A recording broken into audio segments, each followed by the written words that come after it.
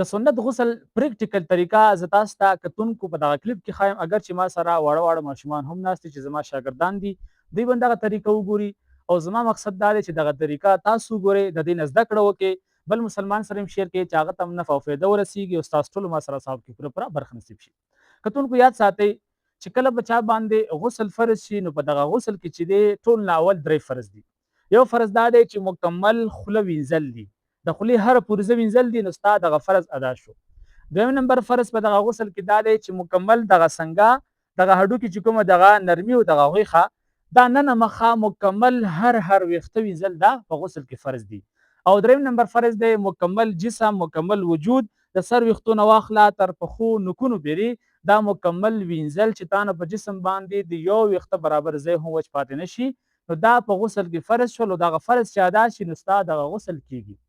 بیا په دغه غسل کې چې کوم سنت دي هغه سنت زه تاسو ته په دغه پریکټیکل طریقه کې ښایم چې هغه پریکټیکل طریقه کې مونږ تاسو ادا کو نو دغه فرض هم ادا شي او دغه سنت هم ادا شي او په سنت طریقه باندې به غسل هم ادا شي.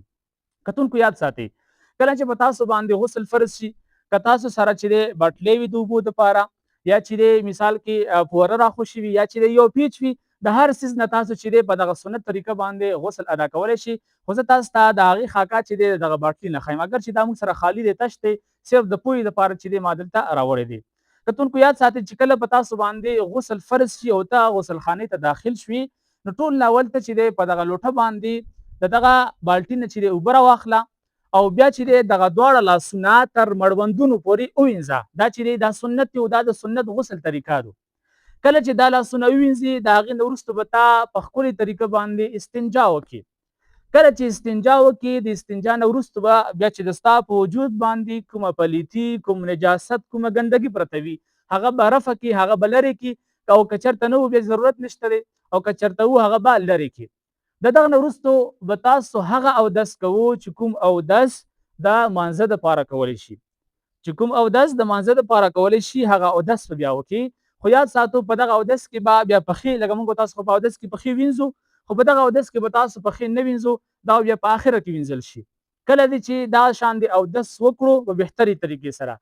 اوس د دغه نه وروستو بهتره طریقه او سنت طریقه دا ده چې تا دغه اوبه راواخله او په دغه مکمل سر باندې چې دی درې لوټې راواړوه. خو یاد ساتو په دغه غسل دوران کې دغه وجود چې مګو چې دغه اوبه د جسم هر ځای ته ورسیږي، هر ویښته ته ورسیږي. د دغه نه وروستو چې دی بیا دغه اوبه بیا په لوټه کې راواخله، درې ځلې چې په دغه ښۍ اوږه باندې چې دی راواړوه او بیا یې درې ځلې په دغه ګسه اوږه باندې راواړوه. خو که چېرته په دغه اوبو سره چې دغه 9 لوټې تا راواړولې تا بدن نه وي لوند شوی مکمل یو ځای وچ وي نو تا بیا نورې به هم راغستی شي، خو تا مکمل جسم چې دی دا څه شی کا دا ووینځه چې تا غسل په صحیح طریقې سره ادا شي. خو په ژمي کې دغه مسلې خیال زیات ساتو. په اوړي کې خو داسې چې جسم دا غوړ وي چې اوبه راواړوي جسم ته اوبه رسیږي. خو په ژمي کې به دغه خبرې خیال ساتو چې دغه جسم خشک وي. لکه تاسو کله اودس کو او دغه لاس باندې اوبه چې راواړو نو دا اوبه چې داسې لیکې جوړې کړي ټول لاس ته خو نه رسیږي، سره چې بدن خشک وي نو په ژمي کې به دغه خبرې ډېر خیال ساتو چې تاسو سره بدن مه کو چې دغه اوبه د بدن هر ویښته ته ورسیږي.